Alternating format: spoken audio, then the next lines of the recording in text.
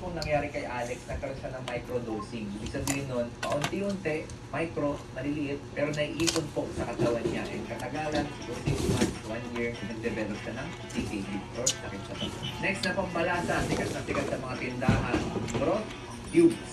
So itong broth tubes, hindi naman ito masama kasi kailangan talaga ito para lumasa, lalo na sa mga tinola, sa mga nilaga, sa mga masabaw. Pero ang problema po kasi dito, meron din itong illusion or parang invisible din yung effect niya. Kasi nga, since nasa sabaw siya, pwedeng hindi natin mapansin na maalat na pala yung niluluto natin. Kasi nga, yung sabaw, pag tinikman natin, hindi yan masyado maalat eh. Pero kapag kumakain ka na, gano'ng karaming sabaw yung nakakain mo. Also, yung mga broth cubes po kasi kapag hinahalo natin ito sa ating mga lutuin, ang tendency, may broth cubes na, may asin pa, may toyo pa, meron pang patis. So, nag-a-add up po yung iba't ibang asin sa katawan. On average po, ang bawat gamit nito, sa 500 to 1,500 milligrams of sodium yung pumapasok sa katawan natin. Next sa listahan, mga seasoning mix.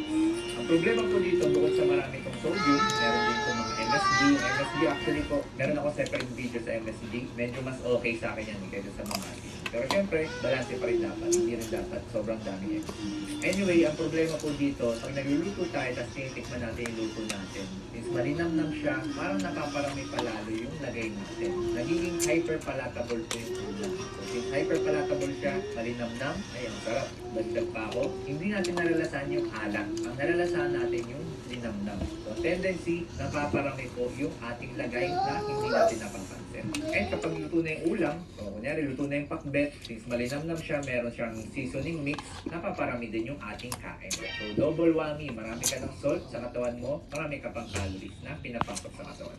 And ang problema po dito, halos lahat pwede ito paggamitan, di ba? Kahit sa prito, pwede ito gamitin, lalo na sa masarap pagkain. So, bawat